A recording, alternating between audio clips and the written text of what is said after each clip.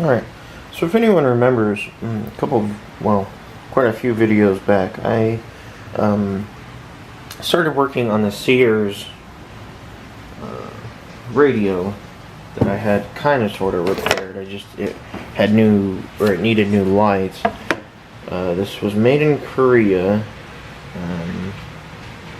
Not quite sure what year. There's a Model 400, and the only reason it's from Sears and Roebuck. The only reason I'm keeping this around is because of the 8-track. What is happening is that this 8-track tape is not changing programs, and when you hit this button, it's supposed to change the program. Well, this was moving, but I guess for whatever reason, it was not actually. So when you press that button, the solenoid comes down, and because the motor is moving, this is supposed to move that and change programs. Well, it wasn't doing that, and I'm hopefully going to be taking this apart and cleaning all the old grease off and putting new grease on, and hopefully it'll work. So we'll find out. Okay, so this is the inside of the 8-track. I've got this piece removed. This is the device, or the piece of plastic. When you hit, the program change button, it rotates this, and the underside is gradually raised because it raises and lowers the head. So I'm gonna actually clean off all this old grease and put some new grease on there with just some rubbing alcohol to clean it up anyways. And then just clean around some of these metal posts, and then I've already cleaned the head before. There you can see the head, but I'm just trying to think. At one point I want to rewire this whole thing, but I'm just trying to get it up and going to at least make sure this is going to work, to see if I can get by for using this. That way I don't have to buy another 8-track player. I looked on eBay for some 8-track players, and they kind of seem to be going up in price. So I want to see if I can get this working before I spend any money on one. So yeah, I'll keep you guys updated. Also going to clean, this is the contact for the actual, the contact for the, it basically just is the indicator for the different LED or the light bulbs that tell you what program it's on. So yeah, I'm gonna get that fixed, and I'll keep you guys updated.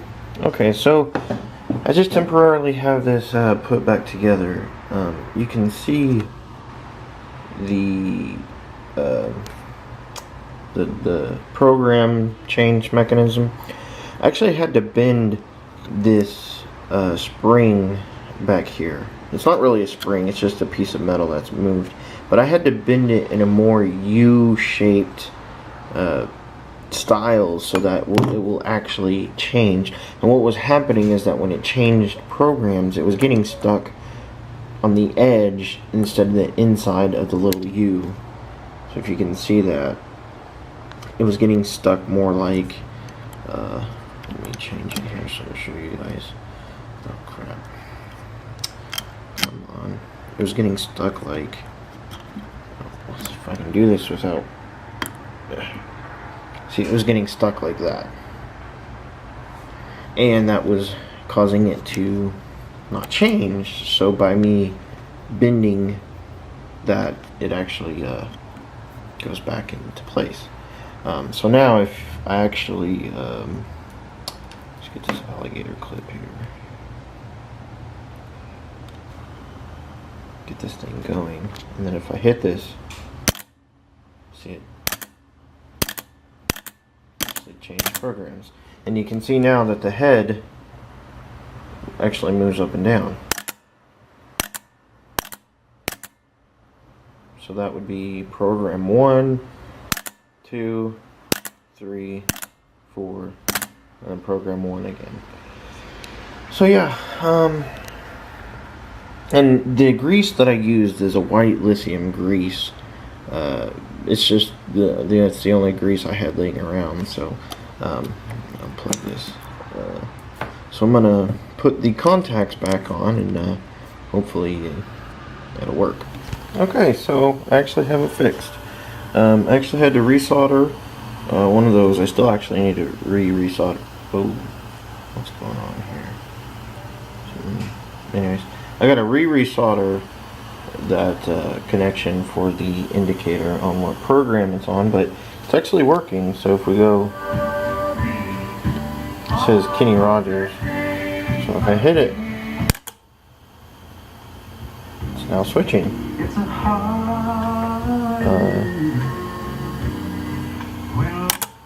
Program 3.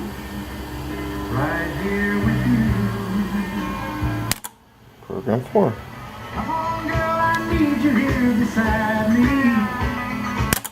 And back to 1.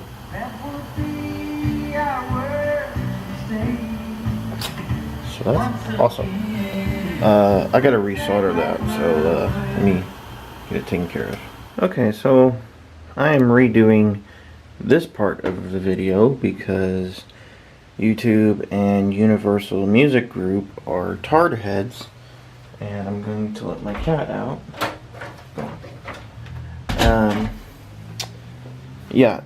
I had tested this out to show you guys, but like I said, Universal Music Group were tard heads, and they blocked my video in the United States because I was playing this Bob Seger. So we're going to try it again with just some thing called 30 Years of Bluegrass. There's no artist on here, but that doesn't mean it's not going to find it. So anyways, hopefully just a quick video.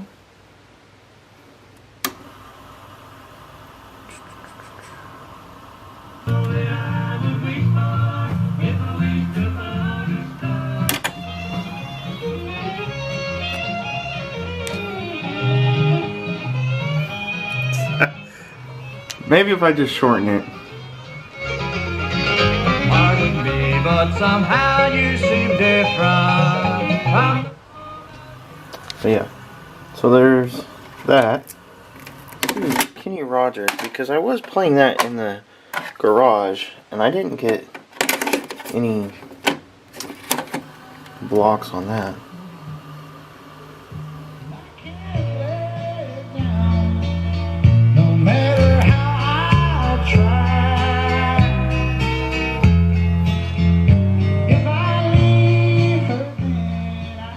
So yeah, you can see that it does work, and as I stated in the video before, I had to redo this part of it.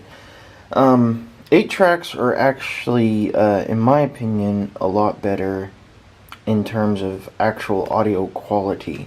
The reason that they died out, or there's a couple of reasons. Number one, you can hear the physical noise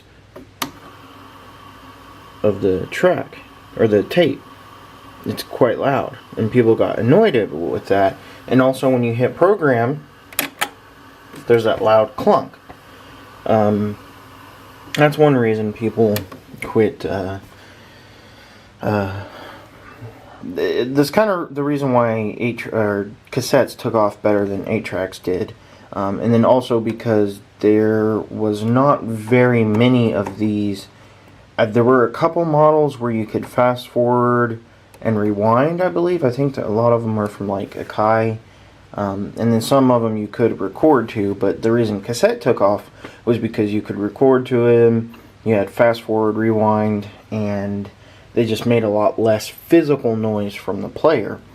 But the actual bandwidth, or the width of the actual audio track on an 8-track tape is a lot wider than on the cassette. So to me anyways, they actually sound quite a bit better than a cassette does. And I do have quite a collection for all of these things. So as I stated, if the music that I just played gets blocked again in YouTube, I'm just gonna have a muted track. So, apologize, but that's YouTube and the stupid content ID and the people who make YouTube use the content ID. So, yeah, there you guys have it.